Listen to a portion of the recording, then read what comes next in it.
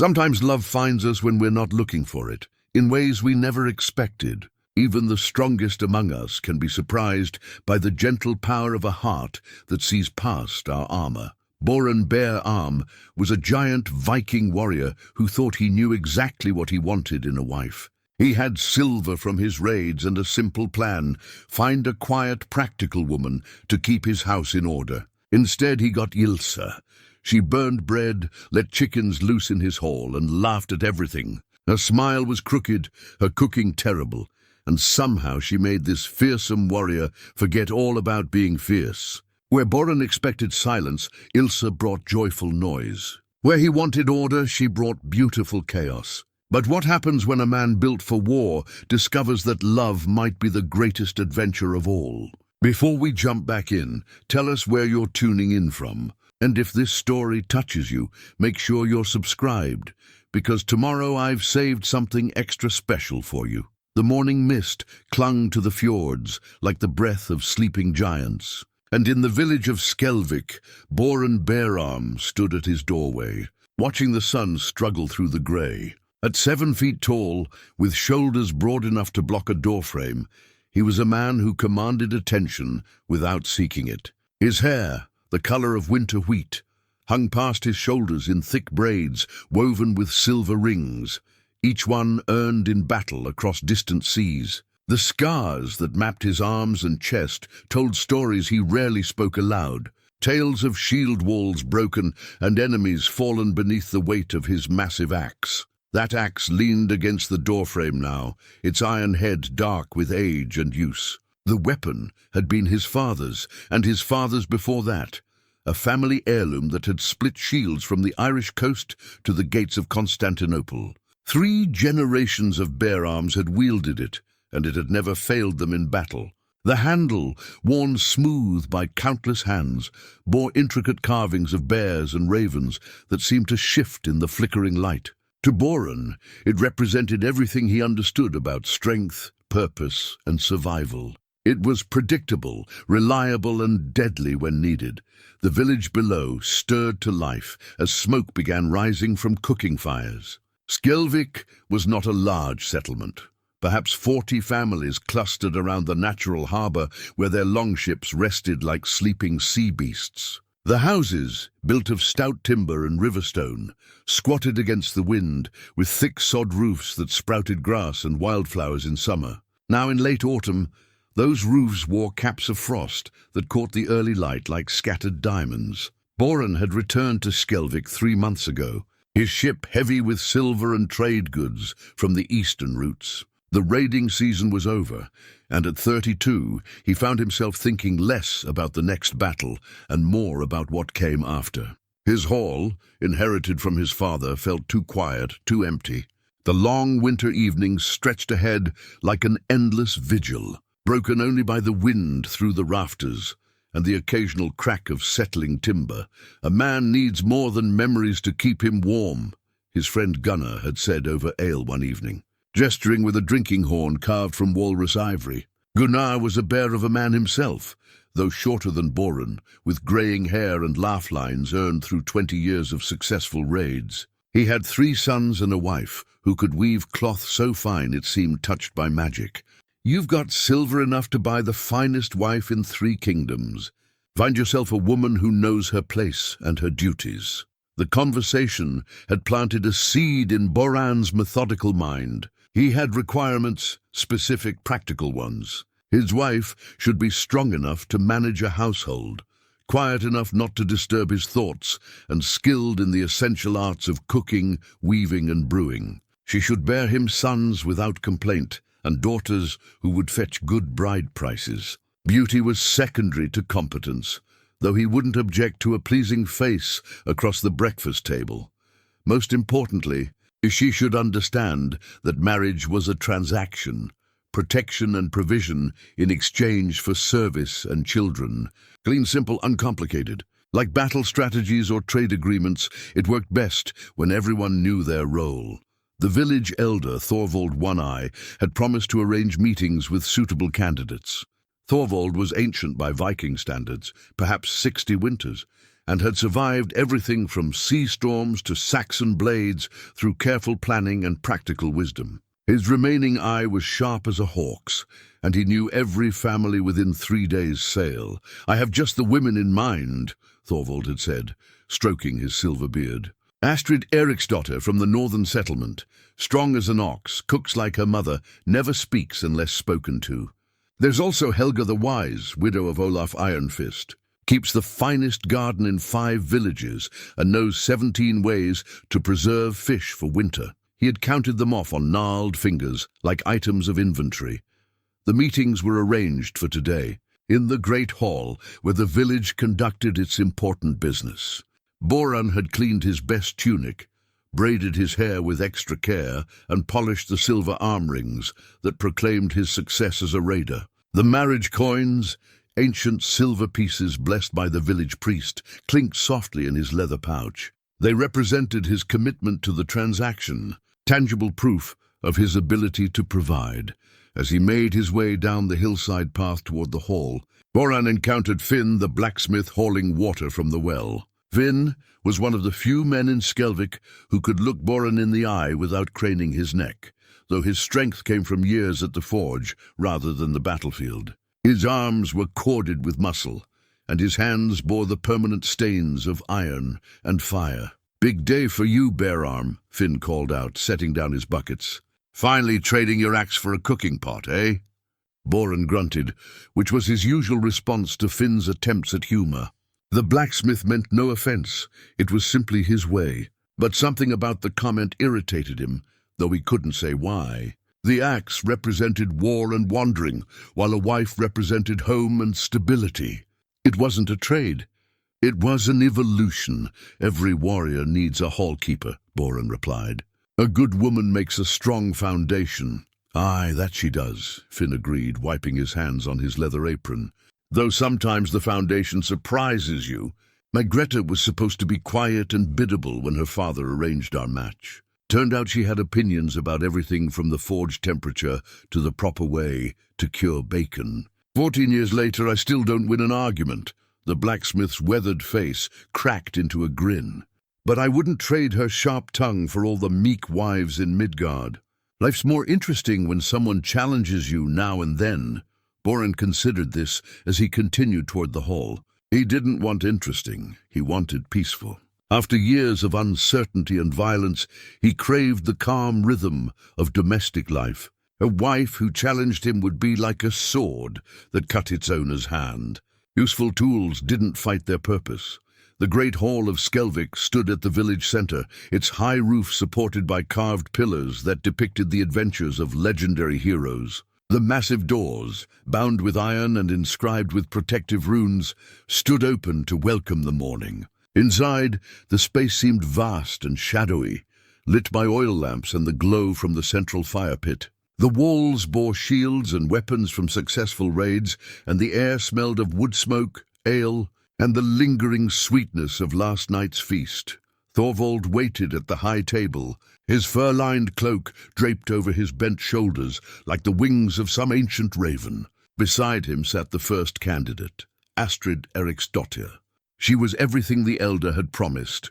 Tall, strong-boned, with dark hair bound in practical braids and hands that spoke of hard work.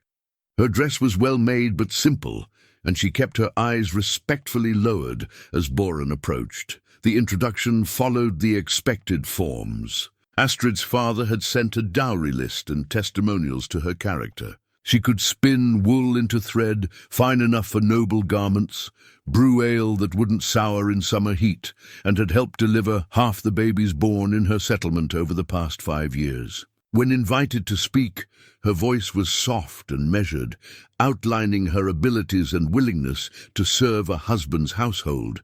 She was perfect, exactly what he had ordered. So why did Boran find his attention wandering to the sound of laughter drifting through the open doors? Bright, musical laughter that seemed to dance on the morning air like sunlight on water. The second candidate, Helga the Wise, proved equally suitable. A widow at 28, she brought experience and maturity to the prospect of marriage. Her late husband had left her well provided, and she sought a protector rather than a provider. She was learned in herb lore and healing, skills that would prove valuable during the long winter months. Her manner was dignified, her expectations reasonable, her qualifications impressive. Again, that distant laughter rang through the hall, closer now, accompanied by what sounded like chickens squawking in indignation. Thorvald's remaining eye flicked toward the doors with what might have been annoyance. "Perhaps we should," he began, but his words were cut short as the great doors burst open with a bang that echoed through the rafters. In tumbled a chaos of feathers, fur, and feminine curses that would have made a sailor blush. A young woman with hair the color of honey in sunlight wrestled with an enormous goose that seemed determined to escape her grasp. Her dress, or what had once been a dress, was torn, muddy, and decorated with feathers. She clutched a wooden spoon in one hand while using the other to grab for the bird's neck. "Come back here, you miserable creature," she panted, lunging after the goose as it honked its way toward the high table. "I swear by Thor's hammer if you ruin one more batch of—" "Oh!" She stopped short as she realized she had an audience. The goose, apparently deciding discretion was the better part of valor, settled into dignified silence beside one of the carved pillars. The young woman straightened slowly, pushing honey-colored strands from her face with the back of her spoon-wielding hand. Her smile, when it came, was the most crooked thing Boran had ever seen, and somehow, inexplicably the most beautiful. The silence stretched like a bowstring drawn too tight. Astrid and Helga sat frozen at the high table, their composed dignity a stark contrast to the disheveled figure standing in the doorway. Thorvald's weathered face had gone through several interesting color changes, settling on a shade that reminded Boran of storm clouds. "Ylsa Brightwater," the elder said, with the tone of a man discovering a snake in his porridge. "What in the name of Odin's ravens are you doing here?" The young woman, Ylsa, tucked a rebellious strand of honey hair behind her ear, leaving a streak of mud on her cheek. Her smile widened, revealing teeth that were white and slightly crooked, giving her whole face an endearing asymmetry that was nothing like the classical beauty Boran had expected to consider. "Well," she said, hefting her wooden spoon like a small club, "Greta the baker said you were arranging marriages today." "And I thought—" "You thought wrong," Thorvald interrupted. "These proceedings are for serious candidates only, women of proven worth and established reputation." Ylsa's smile never wavered, though something flickered in her green eyes, hurt, perhaps, quickly hidden. "Oh, I see. And what exactly disqualifies me from being a wife?" "Last I checked, I had all the necessary parts." A strangled sound emerged from somewhere behind Astrid's composed facade. Even Helga's lips twitched, despite her obvious effort to maintain dignity. Boran found himself studying this unexpected visitor with growing fascination. Most people wilted under Thorvald's disapproval. The old man's authority was absolute in village matters. Yet here stood this mud-streaked woman, wielding kitchen utensils and trading barbs with an elder as if it were the most natural thing in the world. "Your reputation precedes you, girl," Thorvald said. "Just last month, you flooded the grain storage trying to wash your laundry in the stream during the spring runoff. Before that, you somehow managed to get Eric's prize bull drunk on fermented apples. And need I mention the incident with the fishing nets?" "The bull seemed happy enough," Ylsa said cheerfully. "And the fishing nets were an honest mistake. How was I to know they'd shrink when I tried to clean them?" The goose, apparently deciding the conversation had gone on long enough without proper attention, honked loudly and began preening its feathers with obvious satisfaction. Ylsa glanced at it fondly. "Besides," she continued, "I brought a character witness." Boran looked from the woman to the bird and back again. "The goose is your character witness?" "This is Brunhilde," Ylsa said, as if introducing royalty. "She's very particular about who she associates with. Excellent judge of character, really. She once bit Sven the Cruel so hard he couldn't sit properly for a week." "Sven the Cruel deserved it," Helga muttered, then looked surprised at her own words. "Exactly." Ylsa beamed at the widow, as if they'd been friends for years. "Brunhilde has impeccable taste in people. Just terrible timing when it comes to bread making." Thorvald rubbed his temples with the air of a man developing a powerful headache. "Young woman, these are formal proceedings." "Oh, formal." Ylsa nodded seriously. "I can do formal." She straightened her torn dress as best she could, cleared her throat, and assumed what was probably meant to be a dignified posture. The effect was somewhat undermined by the feather stuck in her hair and the mud on her cheek, but her voice took on the ritualistic cadence of official declarations. "I, Ylsa Brightwater, you daughter of Leif the Unlucky, may he rest in the halls of his fathers despite that unfortunate business with the troll, do hereby present myself as a candidate for marriage." She paused, glancing around the hall. "I can cook most things anyway, and I'm excellent at finding lost items, probably because I lose so many myself. I can spin wool, though not as fine as some, and I know 17 different songs, including 3 that are appropriate for mixed company." She took a breath and continued. "I'm honest to a fault, cheerful by nature, and I've never met a creature I couldn't eventually befriend, including Grim the Terrible's warhorse that everyone said was unrideable. Turned out he just wanted his ears scratched." Astrid and Helga exchanged glances. Boran couldn't tell if they were appalled or impressed, possibly both. Thorvald looked like he was reconsidering his life choices. "As for my dowry," Ylsa went on, "I have a flock of 6 chickens, 7 if you count the one that may or may not come back from wherever chickens go when they wander off.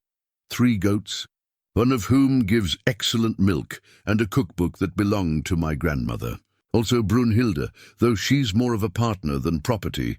The goose honked approvingly, and, Ylsa finished with obvious pride, "I can make anyone laugh, even stubborn Viking warriors who think smiling might crack their faces." Her eyes met Boran's for the first time during her impromptu speech, and he felt something shift in his chest, a flutter like bird wings or the first hint of spring after a long winter. Her gaze was direct, unafraid, sparkling with humor, and something else he couldn't quite identify. Intelligence, perhaps, or mischief. Possibly both. "This is highly irregular," Thorvald began, but Boran surprised himself by speaking up. "Let her stay." The words left his mouth before his mind could stop them. Everyone turned to stare at him, Thorvald with bewilderment, the 2 proper candidates with varying degrees of offense, and Ylsa with delighted surprise. Boran said, suddenly aware that he'd disrupted the careful protocol of the proceedings. "If she wishes to be considered, she has that right. All unmarried women of suitable age may present themselves for marriage arrangements." Thorvald's eye narrowed. "Boran Beararm, you cannot be serious."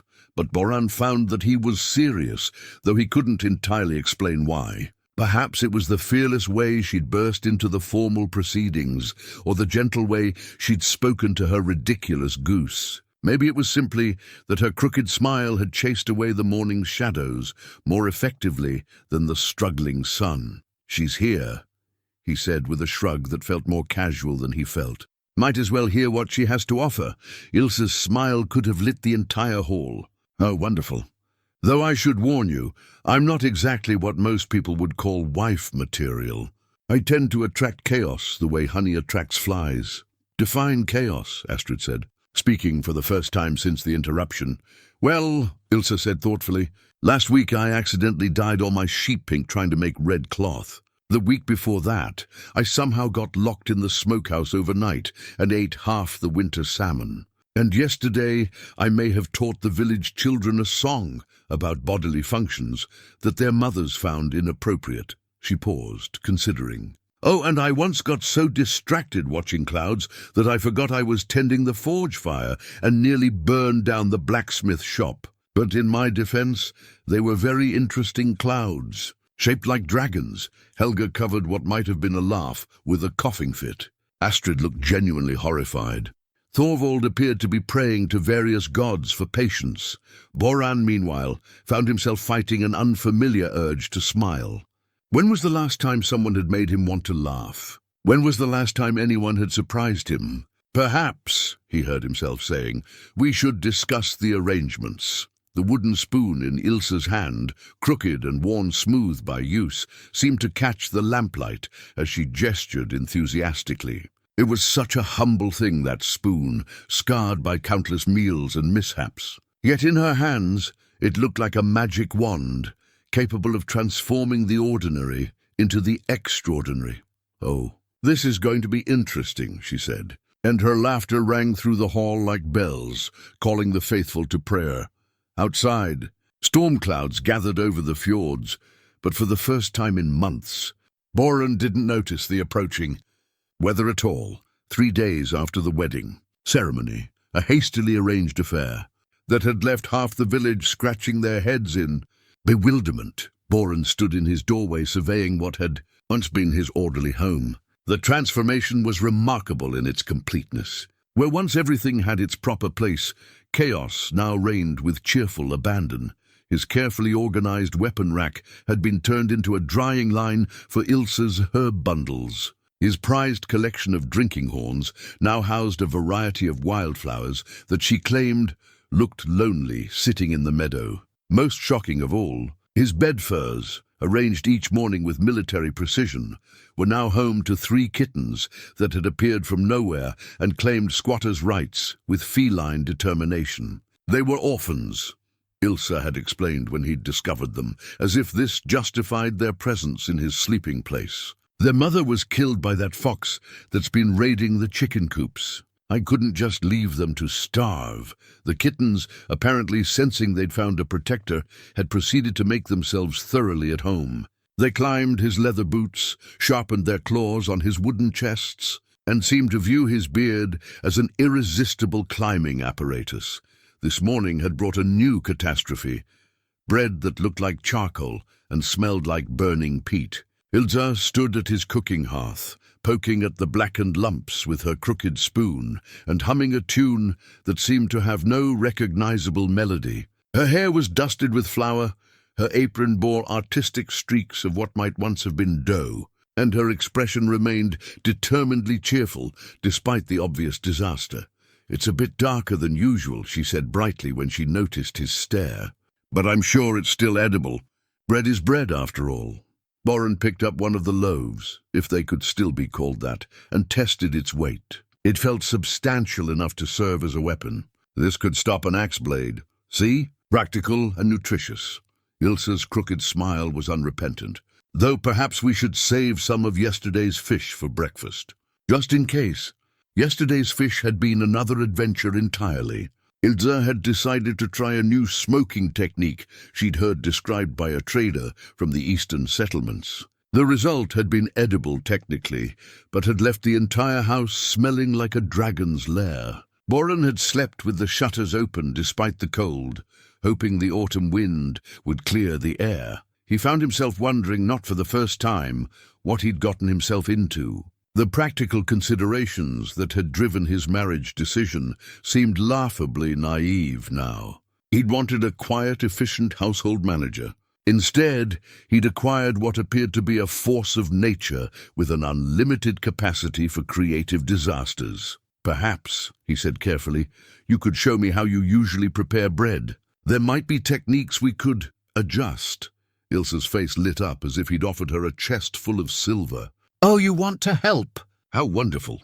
Most husbands just complain about the results without showing any interest in the process. She bustled around the cooking area, gathering ingredients with enthusiasm that was both endearing and slightly terrifying. "The secret, you see, is not to overthink it. Bread wants to be bread. You just have to encourage it along the right path." "Bread," Boran said slowly, "wants to be bread."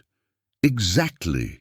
She measured flour with a wooden cup, though measured might have been too strong a word for what appeared to be inspired guesswork. "You can't force it into submission like an enemy in battle. You have to coax it, be patient with it, understand its moods." Boran watched her work, noting the way she handled the ingredients with genuine affection, as if they were old friends rather than simple supplies. There was something almost mystical in her approach, a connection to the domestic arts that went beyond mere technique into something resembling reverence. "My grandmother taught me," Ylsa continued, mixing water into the flour with her hands.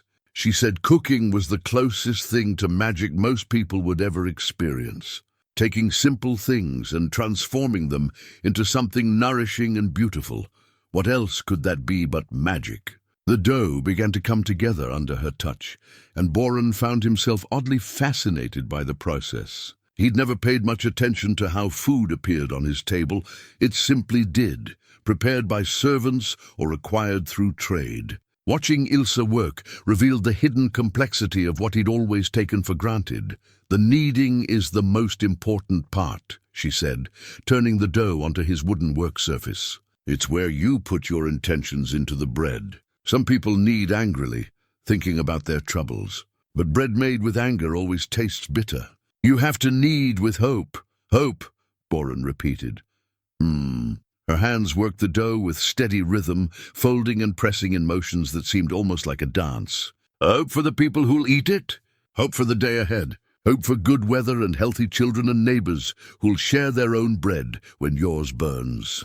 She glanced up at him with mischief dancing in her green eyes. "Though I suppose a warrior might knead with thoughts of victory." That could work too. Despite himself, Boran felt his mouth twitch toward a smile. "You think bread cares about battle strategy? Why not? Food is fuel for whatever life brings us. A loaf that knows it might feed someone before they face danger.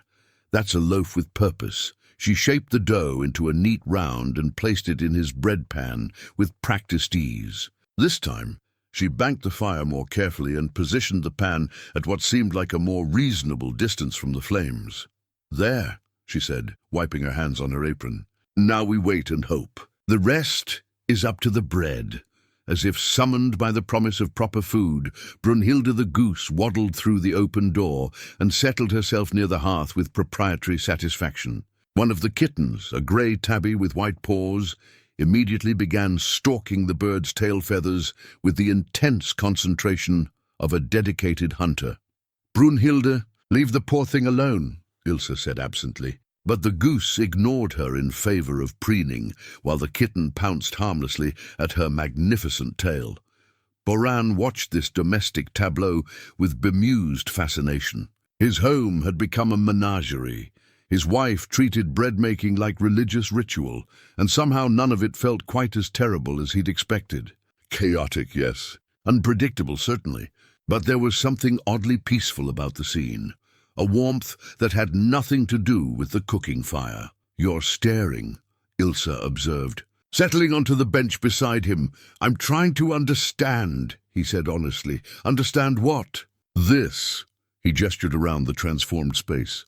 "You. How everything changed so quickly." Ilsa's crooked smile softened into something gentler. "Change isn't always bad, you know. Sometimes it's just life making room for something better."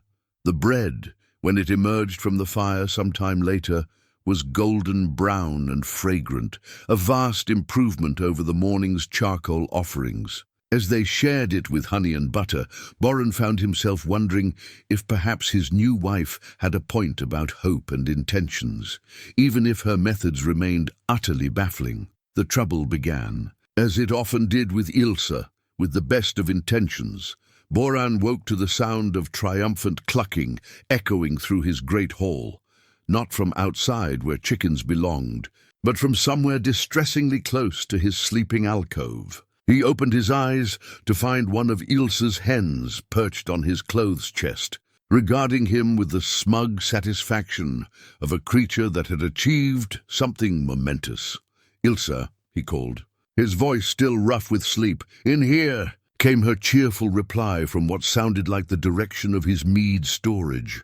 Boran pulled on his trousers and boots, stepping carefully around two more chickens that had made themselves comfortable near the hearth. The grey kitten was attempting to stalk them with comical determination, while Brunhilde the goose supervised the entire operation from her customary position by the fire. He found his wife in the storage room, surrounded by escaped poultry and wearing an expression of determined optimism that had become disturbingly familiar. 3 chickens pecked contentedly at scattered grain, while a 4th had somehow managed to roost on top of his best drinking horn. "They got cold," Ylsa explained before he could ask. "The wind shifted during the night, and their coop faces north. I could hear them complaining. so I thought I'd bring them inside until the weather improves." Boran surveyed his transformed hall with the patience of a man learning to expect the impossible. "All of them?" "Only the ones who seem truly miserable, though I think one or two others may have followed on their own initiative. Chickens are surprisingly independent thinkers." As if to prove her point, a red hen emerged from behind his shield display, clucking conversationally at nothing in particular. She'd somehow acquired one of his smaller silver arm rings around her leg, wearing it like jewelry. "That's Sigrid," Ylsa said, following his gaze. "She has excellent taste in accessories. I thought you wouldn't mind." The ring was just sitting there, looking lonely. Before Boran could formulate a response to this casual appropriation of his wealth, voices outside announced visitors. Through the open door, he could see Gunnar approaching with Finn the blacksmith and several other village men. Their expression suggested this was not a social call. "Boran!" Gunnar's voice carried the hearty cheer that usually preceded awkward conversations. "How goes married life, my friend?" The question took on additional complexity as Gunnar stepped into the hall and found himself face to face with a chicken wearing silver jewelry. His weathered features cycled through several emotions before settling on carefully controlled amusement. "Well," Finn observed, removing his cap with exaggerated politeness, "this explains the noise we heard from the road. The other men, Eric the trader, Sven one-handed, and young Magnus, whose beard was still more hope than reality, clustered in the doorway with expressions of fascinated bewilderment. Magnus, in particular, seemed torn between laughter and horror at the domestic scene before him. "We've had reports," Eric said diplomatically, "of unusual disturbances. Singing at dawn, livestock wandering freely, and what Granny Astrid swears was a goat on someone's roof yesterday." Ylsa emerged from the storage room with perfect timing, her arms full of indignant hen and her face bright with welcome. "Oh, how wonderful visitors!" "I'll put on more ale. Brunhild, stop terrorizing the poor men." The goose had indeed positioned herself between the visitors and the hearth, neck extended in a posture that suggested she considered them potential threats to her domestic paradise. Her territorial display was undermined somewhat by the kitten now perched on her back, like a tiny, furry rider. "That would be the roof goat," Ylsa added cheerfully in response to Eric's comment. "Greta, she's remarkably good at climbing, though not so gifted at coming down. I had to borrow Thorvald's ladder to retrieve her." "You put a goat on Thorvald's roof?" Sven asked with obvious delight. The one-handed warrior had little love for the village elder's pomposity. "Not on purpose," Ylsa protested. "She was chasing butterflies and got carried away." "Goats have very little sense of reasonable boundaries." Gunnar caught Boran's eye with an expression that clearly said, "What have you gotten yourself into?" But there was no judgment in it, just the amused concern of a friend watching another navigate uncharted waters. "Perhaps," Finn suggested tactfully, "there might be ways to organize the domestic arrangements that would disturb the neighbors less." The suggestion, diplomatically phrased though it was, struck Boran as entirely reasonable. He'd been thinking the same thing himself, though he hadn't quite figured out how to broach the subject with Ylsa without seeming to criticize her entirely unconventional approach to household management. "Of course," Ylsa said immediately. "I'm always happy to improve. What sort of arrangements did you have in mind?" The men exchanged glances. They'd clearly expected resistance, not eager cooperation. "Well," Eric said slowly, "perhaps the chickens might be more comfortable in an actual coop, with proper walls and roosting bars. And the goats might benefit from a secure pen," added Finn, "somewhere they couldn't wander onto rooftops or into neighbors' gardens." Ylsa nodded seriously, as if these were profound insights she'd never considered. "You're absolutely right. I've been so focused on keeping them happy that I forgot to consider everyone else's happiness. That's terribly selfish of me." Her immediate acceptance of responsibility caught the men off guard. Boran watched their faces soften from stern disapproval to protective concern. There was something disarming about Ylsa's genuine desire to please, her complete lack of defensiveness when offered guidance. "It's not selfish," young Magnus said quickly, "just enthusiastic." Enthusiastic, Ylsa repeated, testing the word. I like that better than chaotic, which is what most people call me. Nothing wrong with enthusiasm, Gunnar said firmly. Just needs proper channeling sometimes.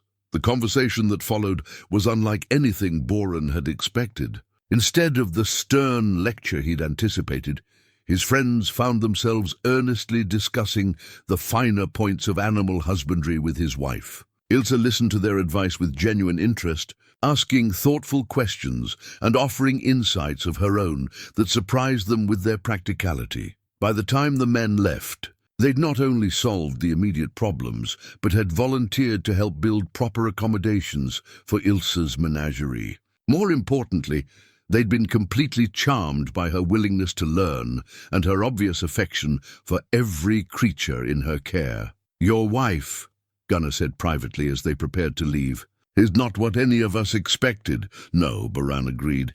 She's not. But she's good for you, his old friend observed. I haven't seen you smile this much since we were boys racing boats in the harbour. As the men departed, Boran found himself watching Ylsa organize her chickens for their temporary relocation to a hastily constructed outdoor shelter. She spoke to each bird individually, as if they were old friends rather than livestock, promising them proper accommodations and apologizing for the inconvenience. The escaped chickens, innocent though they were, had taught him something important about his new wife. She didn't cause chaos maliciously or carelessly. She simply loved so freely and fully that the normal boundaries others took for granted seemed artificial to her. Perhaps, Boran thought, the problem wasn't her chaos. Perhaps the problem was his rigid expectations of order. The Saxon blade caught Boran between his ribs, slipping past his mail shirt like a whispered promise of death. Pain bloomed white-hot across his chest as he brought his axe down on his attacker's skull, ending the brief skirmish with the wet finality that marked all such encounters. Around him, the last of the raiders fell to Viking steel, their attempted strike on Skelvik's grain stores proving as futile as it was desperate. Blood ran warm down his side as Boran surveyed the aftermath. 3 enemy dead, 2 wounded and captured, and his own men standing intact, except for minor wounds. A successful defense by any measure, though the burning sensation in his chest suggested his own injury might be more serious than it first appeared. You're bleeding, observed Sven one-handed, stating the obvious with his usual directness. It's nothing, Boran replied automatically, then swayed as the world tilted unexpectedly sideways. Strong hands caught his shoulders, Gunnar and Finn moving with the practiced efficiency of men who'd seen battlefield wounds before. The blood loss was worse than he'd realized, and his vision was starting to narrow at the edges in a way that suggested immediate attention might be wise. Get him home, Gunnar ordered. Magnus, run ahead and fetch the healer. No need, Finn said, already supporting Boran's weight. Ylsa knows herb lore. Margreta mentioned she'd been asking about wound treatments and brewing remedies. The journey back to his hall passed in a haze of forced steps and determined consciousness. Boran had been injured before. Such things were inevitable in a warrior's life, but this felt different somehow, deeper. The blade had found something vital, and his body was responding with alarming enthusiasm to the damage. Ylsa took one look at him and immediately transformed from cheerful homemaker to competent healer. The change was so complete and unexpected that Boran wondered if he was hallucinating from blood loss. Kitchen table, she ordered, clearing the surface with swift efficiency. Finn, I need hot water and clean cloth. Gunnar, there's a leather bag in my herb box. Bring me the one marked with the green thread, and be careful not to spill it. Her hands moved over his injury with gentle certainty, probing the wound's depth and testing for damage to vital organs. The pain of her examination was considerable, but her touch carried a quality of reassurance that somehow made it bearable. The blade missed anything immediately fatal, she announced, but it's deep enough to need proper tending. This is going to hurt quite a lot, I'm afraid. I've had worse, Boran managed, though privately he wasn't entirely certain that was true. I'm sure you have, Ylsa said absently, selecting various packets from her herb collection with the focused attention of a general choosing weapons. But pain is still pain, and there's no virtue in suffering more than necessary. She mixed something in a wooden bowl, dried herbs combined with what smelled like strong spirits. The resulting paste had a sharp, medicinal scent that seemed to clear his head despite the blood loss. "Drink this first," she said, offering him a cup of liquid that tasted like pine trees and regret. "It will help with the pain and prevent fever." The mixture was bitter enough to make him grimace, but warmth spread through his chest almost immediately, dulling the worst of the burning sensation. Ylsa waited until he'd finished the entire cup before beginning her work on the wound itself. Her hands were steady and sure as she cleaned away blood and debris, her touch somehow managing to be both thorough and gentle. The healing herbs she applied stung initially, then settled into a cooling numbness that spoke of genuine skill rather than folk remedy. "Where did you learn this?" Boran asked, partly to distract himself from the needle and thread she was preparing. "My mother was a healer," Ylsa said, beginning the careful work of stitching torn flesh. "She said injuries were just the body asking for help, and it was our job to listen to what it needed. Each stitch was placed with precision, her concentration absolute. This was a different Ylsa than the one who burned bread and chased chickens, focused, competent, moving with the confidence of someone who understood exactly what she was doing. She taught me that healing isn't just about fixing what's broken," she continued, her voice taking on the rhythm of shared memory. "It's about understanding why something broke in the first place. Bodies remember old hurts, carry them in scars and stiff joints and places that ache when storms are coming." Her fingers traced the edges of older scars. On his chest and arms, souvenirs from previous battles that had healed without such careful attention. "These tell stories," she observed. "This one here from an axe blade, I'd guess. And this arrow wound, probably from someone shooting down from a wall." Boran stared at her in surprise. "How could you possibly know that?" "Weapons leave different marks," she explained matter-of-factly. "And healing teaches you to read the language of hurt. Your body has been keeping track of every battle you've ever fought, every risk you've taken, every time you've chosen duty over safety." There was something profound in her understanding, a depth of insight that went far beyond simple medical knowledge. She saw his scars not as disfigurements, but as a record of choices made and prices paid. Under her hands, they felt less like badges of violence and more like evidence of survival. "Most people see scars as ugly things," he said quietly. Ylsa paused in her work to meet his eyes directly. "Most people don't understand what courage looks like.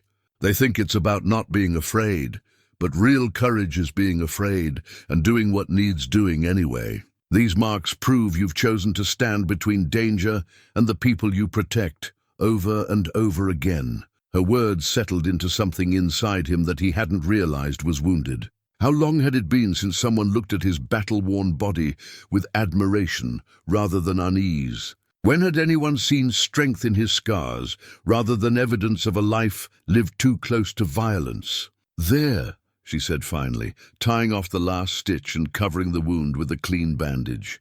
"That should hold properly if you avoid swinging heavy axes for a few days." "A few days?" Boran protested. "I'll be needed. You'll be needed healthy more than you're needed heroic," Ylsa interrupted firmly. "Dead warriors protect no one, and wounded ones make poor decisions. Your body has earned a rest." She gathered her healing supplies with the same careful attention she'd given their application.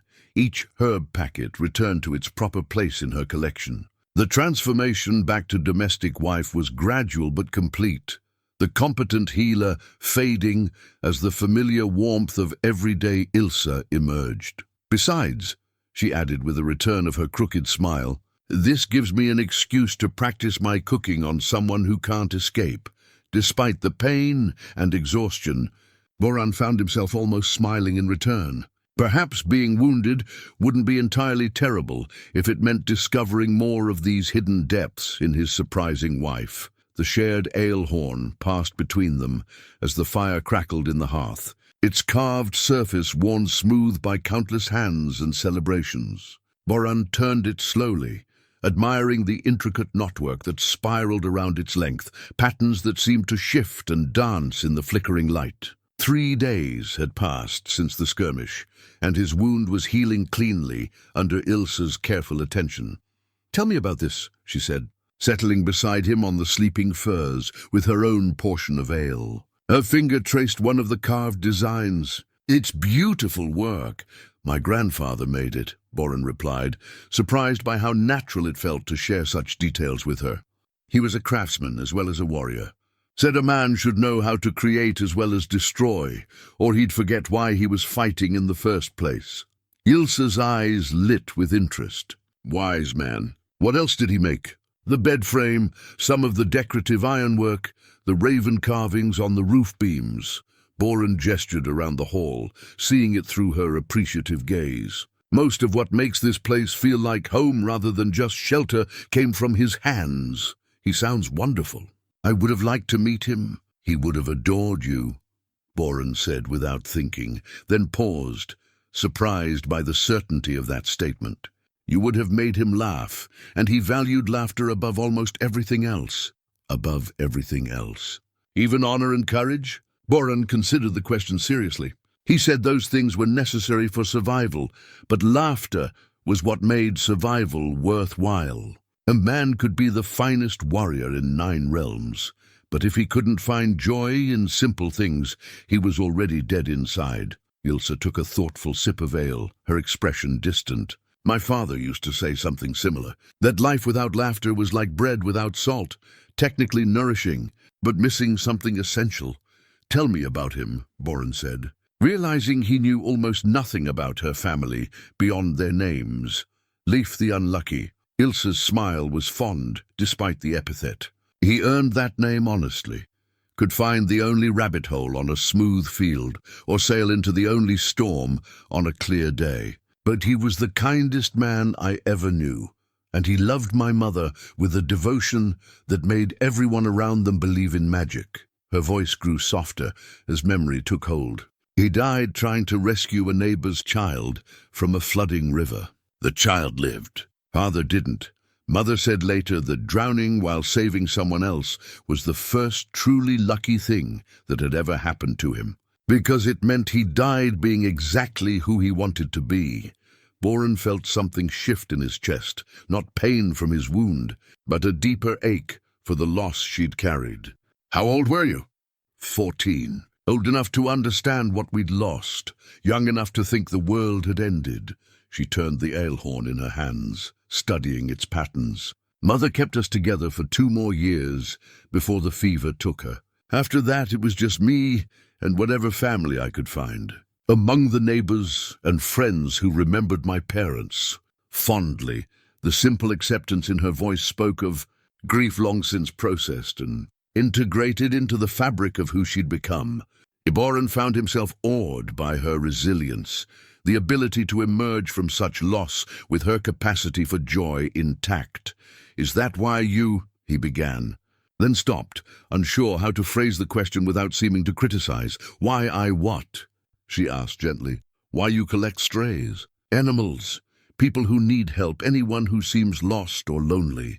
Ylsa considered this seriously. "Partly, I suppose.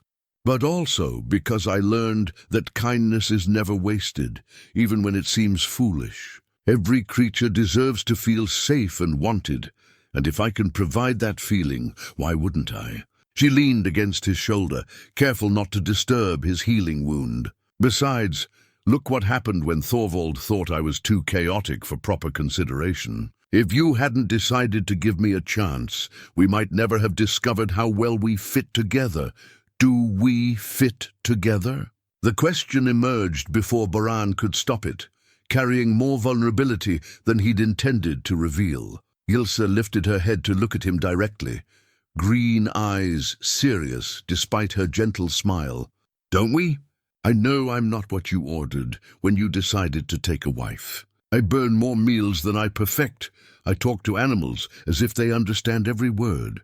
And I have opinions about everything from proper firewood stacking to the best way to encourage reluctant crops." She paused, her hand finding his where it rested on his knee. but you make me feel safe enough to be completely myself, chaos and all. And I hope, I make you feel like you can set down your armor sometimes and just be a man rather than always having to be a warrior." Boran looked down at their joined hands, hers small and work-worn, his bearing the calluses of sword and axe handle. The contrast should have emphasized their differences, but instead it seemed to highlight how naturally they complemented each other. "I never expected to laugh so much," he admitted, "or to find such peace in disorder. And I never expected to feel so protected and cherished," she replied, "or to discover that strength could be gentle instead of harsh." The ale horn sat forgotten between them as the fire settled into glowing embers. Outside, wind whistled through the rafters, carrying the scent of approaching winter. But inside their hall, warmth bloomed from more than just the hearth. "Ylsa," Boran said quietly, her name feeling precious on his tongue. "I need to tell you something." "What is it?" "The village council has asked me to lead a delegation to the eastern settlements. There have been reports of raiders moving through the territory, and they want someone experienced to assess the threat." He felt her tense slightly beside him. "How long would you be gone?" "A month, perhaps more. It depends what we find." He turned to face her fully. "I don't have to accept. I could recommend Gunnar or one of the other men." Ylsa was quiet for a long moment, her thumb tracing circles on the back of his hand. "This is important work," she said finally. "Work that needs your particular skills and experience." "Yes, but nothing." Her voice was firm, despite the worry he could hear beneath it. "I knew when I married you that you were a warrior and a leader. I can't ask you to become less than you are, just because I'd prefer to keep you safe by the hearth." The generosity of her response humbled him. "You would be alone here, vulnerable." Ilsa's crooked smile returned, though it didn't quite reach her eyes. "I'll have Brunhilde and the chickens to protect me. Besides, the village has grown fond of my eccentricities. They won't let anything happen to their favorite chaos bringer." The ale horn between them caught the last of the firelight, its carved patterns seeming to bind their hands together as surely as any marriage vow. In sharing their stories and fears, they'd created something new, a trust that went deeper than attraction or convenience. But as Boran held his wife close, he couldn't shake the feeling that accepting this mission might change everything between them, in ways neither of them could predict. The parchment was old, yellowed with age and bearing the wax seal of a family Boran didn't recognize. Thorvald placed it on the table between them, with the careful reverence reserved for documents that could change everything. The village elder's remaining eye was unreadable, but tension radiated from his weathered frame, like heat from forge iron. "This arrived with the morning tide," Thorvald said quietly, "brought by a messenger from the northern kingdoms. He asked specifically for Ylsa Brightwater, though he seemed surprised to learn she'd taken your name in marriage." Boran stared at the sealed document, a cold certainty settling in his stomach. 3 weeks had passed since his return from the eastern settlements, 3 weeks of domestic happiness that had felt almost too perfect to last. The mission had been successful. The raider threat had proven less serious than feared, and he'd returned home eager to resume the life he and Ylsa were building together. "Now this, have you told her?" he asked. "Not yet. I thought it best if you were present when she learns whatever this contains." They found Ylsa in their garden, coaxing late autumn vegetables from the earth with the same patient encouragement she applied to everything in her care. She looked up as they approached, her face brightening with the smile that had become as essential to Boran's daily happiness as sunlight or breath. "Thorvald, how lovely to see you. I was just convincing these carrots that they're not quite ready for winter sleep yet." She wiped her hands on her apron and stood, brushing soil from her knees. "Would you like some ale? I finally managed a batch that doesn't taste like punishment for unknown sins." "Perhaps in a moment," Thorvald said gently. "First, there's a matter that requires your attention." He held out the sealed parchment, and Boran watched Ylsa's expression change as she recognized whatever significance the seal held. Color drained from her face, leaving her pale as winter morning, and her hands trembled slightly as she accepted the document. "I thought he was dead," she whispered, staring at the unbroken wax. "I hoped he was dead." "Who?" Boran asked, though he wasn't certain he wanted to know the answer. Ylsa's green eyes met his, filled with a pain he'd never seen there before. "My uncle, Haakon the Black." She said the name like a curse, something foul that should never be spoken aloud. "My father's older brother." The name struck Boran like a physical blow. Every warrior worth his salt had heard of Haakon the Black, a berserker whose cruelty had become legend even among men accustomed to violence. He raided not for silver or territory, but for the joy of destruction, leaving burned villages and broken families in his wake. If Ylsa was related to such a man, it explained much about her desperate desire for peace and gentleness. "Break the seal," Thorvald said quietly. "Whatever it contains, hiding from it won't change its nature." With movements that spoke of long-dreaded inevitability, Ylsa cracked the wax and unfolded the parchment. Her eyes moved across the lines of text, and with each word, she seemed to shrink into herself like a flower closing against winter frost. "He wants me to come home," she said finally, her voice hollow. "He says the family needs me, that I have responsibilities I've been avoiding too long." "What responsibilities?" Boran asked, though he suspected he wouldn't like the answer. Ylsa's laugh held no humor whatsoever. "The same ones I've been running from since I was 16. He wants to arrange a marriage for me, a political alliance that will expand his influence among the Western clans. The fact that I'm already married apparently means nothing to him." She held out the parchment, and Boran read the flowing script that managed to make threats sound like reasonable requests. Haakon wrote that his beloved niece had been allowed enough time for childish adventures, but serious adult responsibilities now required her attention. He expected her immediate return to discuss arrangements that would benefit the entire family. The implications were clear. Haakon commanded enough warriors to make his displeasure dangerous to ignore, and his reputation for violence suggested he wouldn't hesitate to take what he wanted if refused. "There's more," Ylsa said quietly. "Things I never told you about my family, about why I was so eager to accept your marriage proposal." She walked to the wooden bench beside their herb garden and sat heavily, as if the weight of memory was too much to bear standing. Boran settled beside her, close enough to offer comfort, but careful not to press. "My father wasn't just unlucky," she began. "He was Haakon's younger brother, and he disagreed with our uncle's methods, publicly, repeatedly. Father believed in honor and protection, while Haakon believed in taking whatever he wanted through force." Her hands twisted in her lap, worrying the fabric of her apron. "When my parents died, Haakon claimed guardianship over me, said it was his duty to family, but really he saw me as another tool to be used. He tried to arrange marriages that would bind other clans to his service, but I kept finding ways to escape or sabotage the arrangements." Boran felt pieces of a puzzle clicking into place. "That's why you developed a reputation for chaos. Partly deliberate, partly natural inclination," Ylsa admitted. "It's hard to arrange a political marriage for a woman who floods grain stores and gets prize bulls drunk. Eventually, I think he decided I was more trouble than I was worth and let me go. But now, something has changed," Thorvald observed. "Something that makes your particular connections valuable to his plans." Ylsa nodded miserably. "The Western clans have been consolidating power, forming new alliances. Through my mother's bloodline, I have connections to several influential families. If Haakon could control my marriage, he could insert himself into those power structures.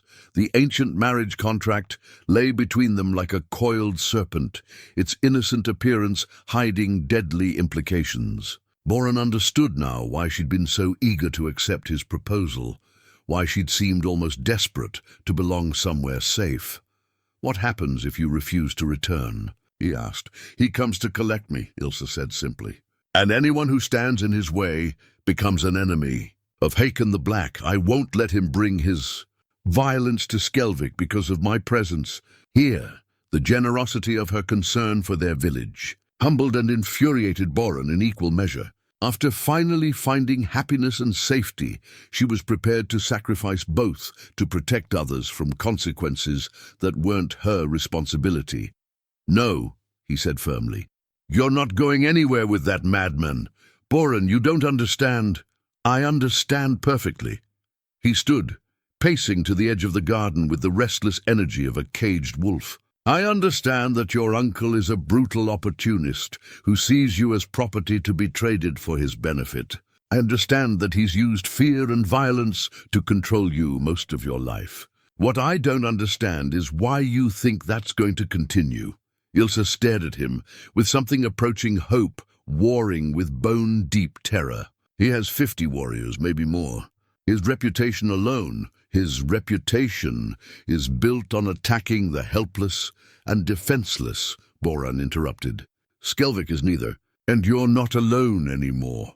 He returned to sit beside her, taking her trembling hands in his steady ones. "When I married you, I swore to protect you from all threats.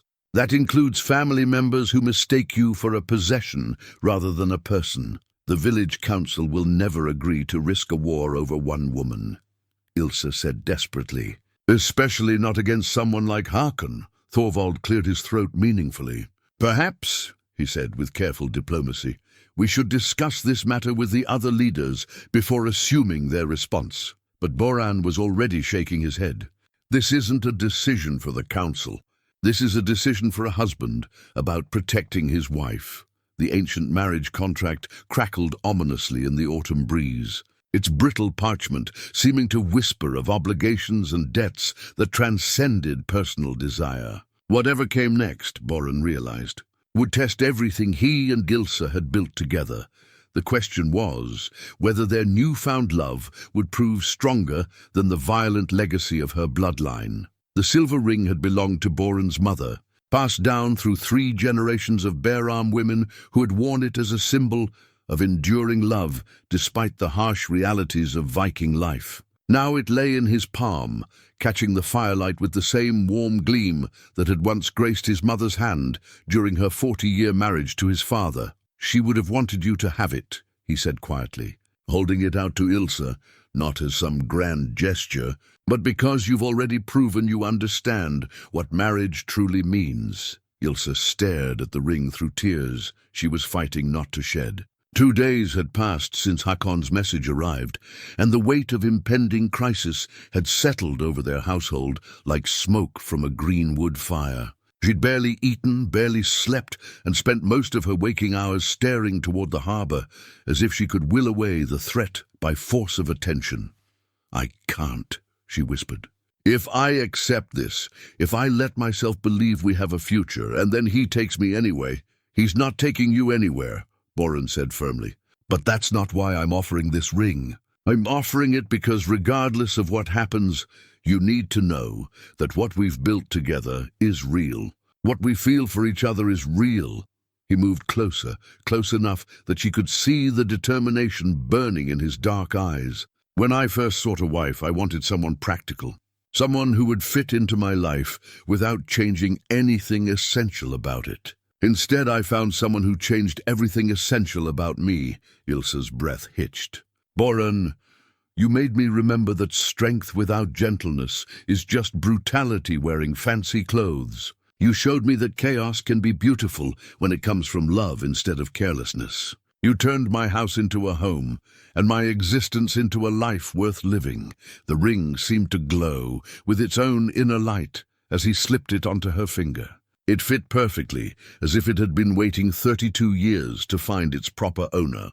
"Whatever comes," he said solemnly, "you are my wife. Not because of arrangements or contracts or political convenience, but because you chose to share your beautiful, chaotic heart with a scarred warrior who didn't know he was lonely until he met you." The tears she'd been holding back finally spilled over, and Ylsa buried her face against his chest. He held her while she wept, for fear, for gratitude, for the terrible uncertainty of loving someone when the future remained unwritten. A knock at the door interrupted their moment of intimacy. Gunnar entered without ceremony, followed by Finn, Eric, and a half-dozen other village men whose grim expressions suggested serious business. "The council has met," Gunnar announced without preamble. "We've reached a decision about the Hakon situation." Boran felt Ylsa tense in his arms. They'd both dreaded this conversation, knowing that practical politics might demand sacrifices that love couldn't accept. "And?" he asked. "We fight," Eric said simply. "If necessary." The declaration hung in the air like the ring of sword on shield. Boran stared at his friends, hardly believing what he'd heard. "You can't be serious," Ylsa protested, pulling away from Boran's embrace. "Hakon the Black isn't some upstart raider or rival trader. He's a berserker, with a reputation that stretches from Ireland to the eastern seas. No village council in their right mind would risk war with such a man over one of our own," Finn interrupted firmly. "You're Skelvik folk now, Ylsa. That makes you our responsibility. More than that," added Sven one-handed, stepping forward with his characteristic directness. "You've been good to this village. Good to our children, our animals, our cranky elders. You've brought laughter to places that had forgotten how to smile." Young Magnus nodded earnestly. "My grandmother says you're the best thing to happen to Skelvik since they invented proper ale brewing. She'd skin us alive if we let some power-mad kinsman drag you off like a sack of grain." Gunnar stepped closer, his weathered face serious. "But more importantly, we've all seen what you and Boran have together. Real love is rarer than dragon's gold, and when it appears, protecting it becomes everyone's duty." Ylsa looked around the circle of determined faces, her expression cycling through disbelief, gratitude, and growing terror. "You don't understand what you're risking. Håkon doesn't just kill his enemies, he destroys everything they care about. Families, livestock, entire settlements burned to ash because someone dared oppose him. Then we make sure he doesn't get the chance," Boran said quietly. All eyes turned to him as he outlined the plan that had been taking shape in his mind since Thorvald first placed that cursed letter on the table. "Hakon expects compliance or defiance," he explained. "What he won't expect is strategy. He's used to intimidating farmers and isolated settlements. He's not used to facing warriors who've spent decades fighting organized campaigns." Finn leaned forward with interest. "What are you thinking?" "We don't wait for him to come to us on his terms," Boran said. "We choose the time and place of confrontation, force him to fight our kind of battle instead of his." The conversation that followed was unlike any village council meeting in Skelvik's history. Instead of debating trade agreements or settling property disputes, they found themselves planning military strategy with the focused intensity of professional warriors. Maps were drawn, weapons inventoried, and alliances considered. "The eastern settlements will stand with us," Eric reported. "Hakon's raids have touched their territory too. They're tired of his violence going unanswered." "What about the coastal villages?" Gunnar asked. "Mixed response," Finn admitted. "Some are willing to help, others are too frightened of retaliation." "Can't blame them. They've seen what happens to places that cross him." As the evening wore on, Ylsa found herself caught between admiration and horror at the careful planning taking place around her. These men were risking everything, their homes, their families, their very lives, to protect her from a threat that wasn't their responsibility. "Stop," she said suddenly, her voice cutting through the strategic discussion like an axe through rope. "Just stop. You're talking about war as if it's some grand adventure, but it's not. It's death and destruction and families torn apart. I won't be responsible for that." The room fell silent. Boran reached for her hand, but she pulled away, wrapping her arms around herself as if trying to hold her pieces together through force of will. "There has to be another way," she continued desperately. "Some solution that doesn't involve half the men in this room dying to protect one woman from her own family." "What do you suggest?" Thorvald asked gently. "I could go to him," Ylsa said quietly. "Not to submit, but to negotiate. Explain that I'm already married, that forcing me into another arrangement would bring dishonor to our family name." "And when he laughs in your face and drags you off anyway?" Sven demanded. "Then at least no one dies but me." The words hit the room like a physical blow. Boran felt something cold and terrible unfurl in his chest, a rage so pure and fierce it threatened to consume rational thought entirely. "No," he said, his voice carrying the absolute finality of winter ice. "That is not an acceptable solution. Boran, be reasonable. I am being reasonable." He stood slowly, his massive frame seeming to fill the entire room. "Reason says that a man protects what he loves. Reason says that evil unopposed becomes evil encouraged. Reason says that Hakon the Black has spent too many years believing his cruelty gives him the right to take whatever he wants." He moved to the weapons rack and lifted down his father's axe, its familiar weight settling into his hands like a greeting from an old friend. The carved raven head seemed to gleam with anticipation in the firelight. Perhaps it's time someone taught him otherwise. The determination in his voice seemed to ripple through the assembled men, stiffening their resolve and banishing the last doubts about the course they'd chosen. This wasn't just about protecting Ylsa anymore.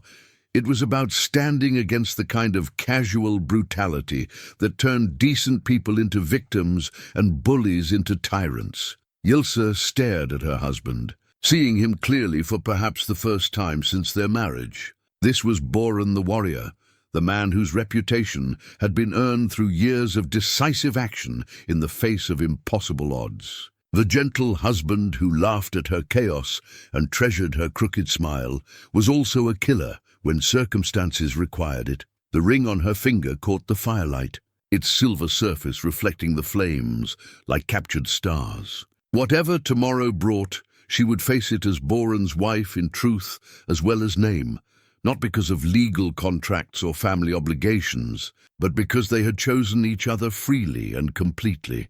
The only question now was whether their love would survive the storm that was coming. The Unity banner snapped in the morning wind, its bright fabric a stark contrast to the grey sky that promised storm.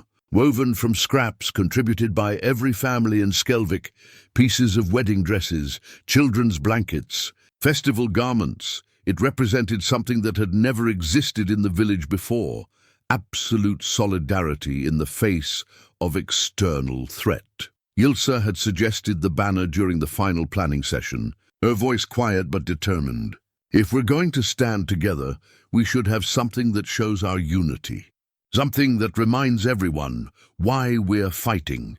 Now it flew from the highest pole in the village centre, visible from the harbour where Hakon's 3 longships had appeared with the dawn. Black-sailed vessels that sat low in the water, heavy with warriors and the promise of violence.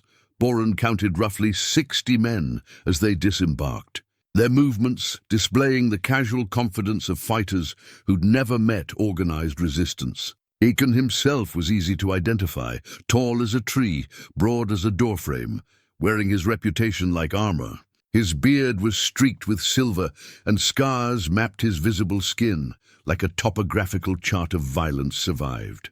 "He's smaller than I expected," Vin muttered from his position behind the hastily constructed earthworks. "Size isn't what makes him dangerous," Gunnar replied grimly. "It's the crazy." The village defenders numbered 43 men of fighting age, supplemented by a dozen older warriors whose experience compensated for what their joints had lost in flexibility. Not overwhelming odds, but not hopeless either, especially given their advantages in position and preparation. Hakon's voice carried across the morning air as he addressed his warriors, his words clearly audible from the defensive positions. He spoke of easy victory, of weak farmers who would crumble at the first sight of real warriors. His men laughed and brandished weapons, secure in their assumption that reputation alone would win this battle. "He doesn't know about the eastern settlements," Eric observed with satisfaction, "or the coastal allies. Indeed, reinforcements were already moving into position, 50 additional warriors who'd answered Skelvik's call for aid. Hidden in the forests and approaching by sea, they would reveal themselves when the time was right. Thorvald emerged from the great hall wearing mail that hadn't seen battle in 20 years, but still gleamed with deadly purpose. Despite his age, the village elder moved with the fluid grace of a man remembering skills learned in blood and pain. "Terms," he called out in the ritual manner of formal combat. "Do you come seeking parley or war?" Hakon's laughter was ugly, carrying across the water like the cry of a carrion bird. I come seeking my property, old man. Send out the girl, and we'll consider letting the rest of you live. The girl is a married woman of this village, Thorvald replied formally. She stands under our protection by law and custom. Marriage to a farmer means nothing to me, Hakon snarled. She bears my family name and owes obedience to my commands. Send her out now, or watch your village burn. From her position in the great hall, Ylsa felt her heart clench with familiar terror. Through the open door, she could see her uncle's warriors, forming up with practiced efficiency, men who'd burned villages and slaughtered innocents for the sheer joy of destruction. I should go to him, she whispered to Greta the baker, who'd been assigned to guard the women and children. This is madness. All these people risking their lives for family, Greta interrupted firmly. You're one of us now, girl. We don't abandon family to monsters, no matter how big their reputation. The older woman's weathered hands worked steadily at her knitting, as if the approaching battle was no more concerning than a change in weather. Around them, other village women went about their tasks with the same determined normalcy, mending clothes, tending children, preparing bandages and healing supplies with grim efficiency.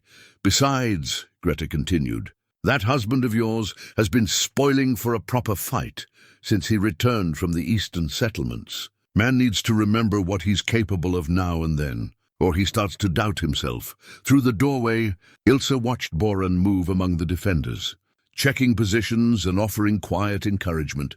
His father's axe hung from his belt, its presence transforming him from gentle husband back into the warrior who'd earned his fearsome reputation across multiple raiding seasons. Formation! Gunnar's voice rang out as Hakon's warriors began their advance. The unity banner cracked overhead like thunder, its bright colors defiant against the gray sky. Whatever happened in the next few minutes would determine not just Ylsa's fate, but the future of everyone who'd chosen to stand with her. Hakon the Black had spent years believing that violence and reputation made him untouchable. Today, he was about to learn that some things, love, loyalty, chosen family, were worth fighting for regardless of the odds. The first war cries echoed across the harbor as steel met steel, and the battle for Skelvik's soul began in earnest. The woven hair ribbon was nothing more than a simple band of brown and gold strands that Ylsa had braided together on a quiet evening, using strands of her own honey-colored hair interwoven with darker threads from Boran's beard.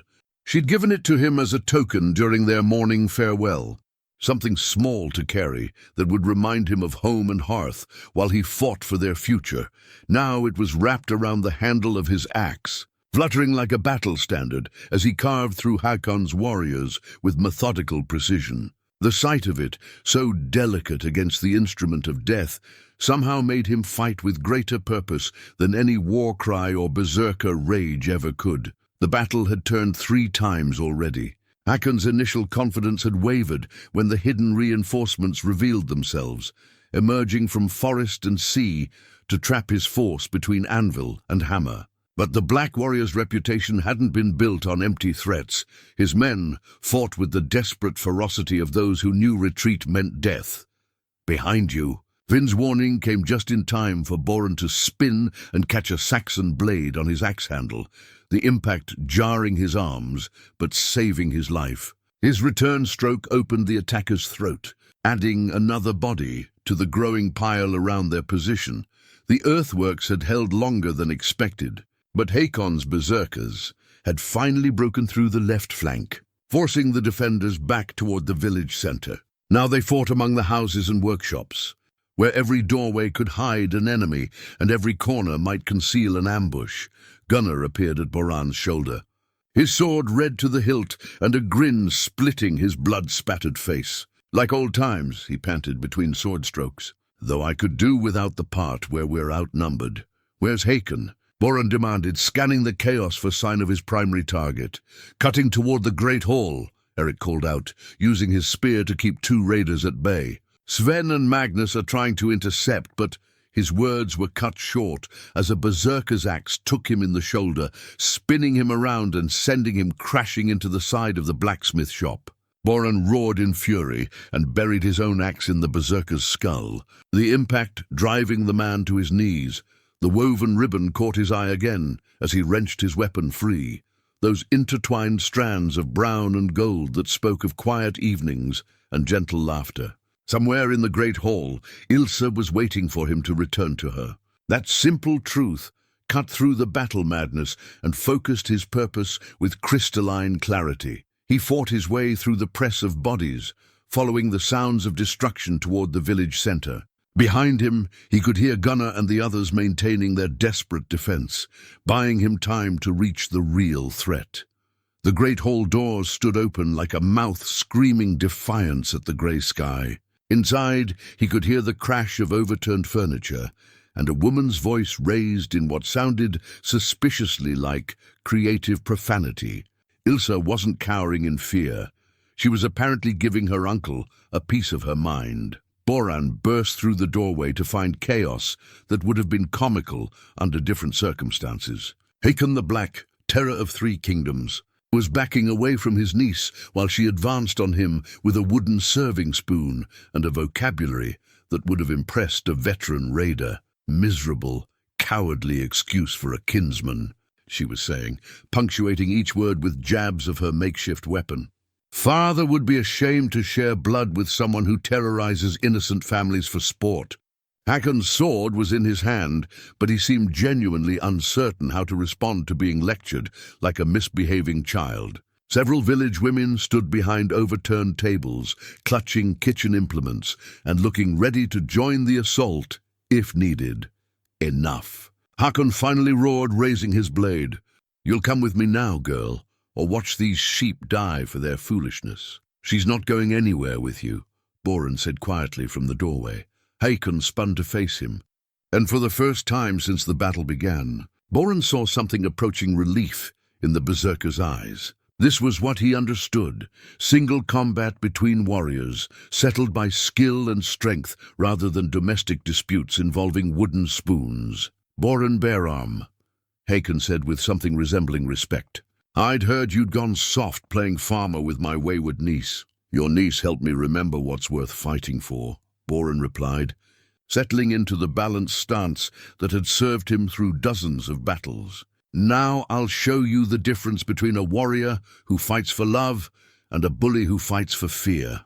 The hair ribbon fluttered on his axe handle as he raised the weapon, those intertwined strands of brown and gold catching the lamplight like captured starshine. Whatever happened next, Ylsa would know that he'd fought for her with everything he possessed, not just skill and strength, but the fierce joy of a man defending his chosen family. Hakon's answering grin was all teeth and madness. Let's see if love makes you stronger or just stupid. Steel rang against steel as their weapons met, and the final chapter of Ylsa's long nightmare began to unfold. The new hearthstone had been carved from the finest granite the eastern quarries could provide, its surface polished smooth and inscribed with intertwined patterns of ravens and roses, symbols of both strength and beauty united in eternal partnership. Boran ran his fingers over the intricate carvings as the autumn fire crackled to life, its warmth spreading through the great hall with the same gentle persistence that Ylsa's love had transformed his life. 6 months had passed since Hakon the Black fell to Boran's axe in the center of their hall, his reign of terror ending with the wet finality that marked all such reckonings. The berserker's death had broken his warrior's spirit, and those who survived the battle had slunk away like wolves denied their prey, leaderless and diminished. The village had celebrated for 3 days straight, but for Boran and Ylsa, the true victory lay not in defeating an enemy, but in discovering what they were capable of when they stood together. The crisis had stripped away pretense and revealed the fundamental truth of their partnership. They were stronger together than either could be alone. The bread actually looks like bread today, Ylsa announced with obvious pride, carrying a steaming loaf from the cooking area. Her hair was dusted with flour as always, and her apron bore the artistic evidence of culinary experimentation. But the golden-brown result in her hands looked genuinely edible. Remarkable improvement, Boran agreed solemnly, accepting the slice she offered. The bread was still slightly dense and bore a faint taste of smoke, but it was recognizably food rather than building material. "What's your secret?"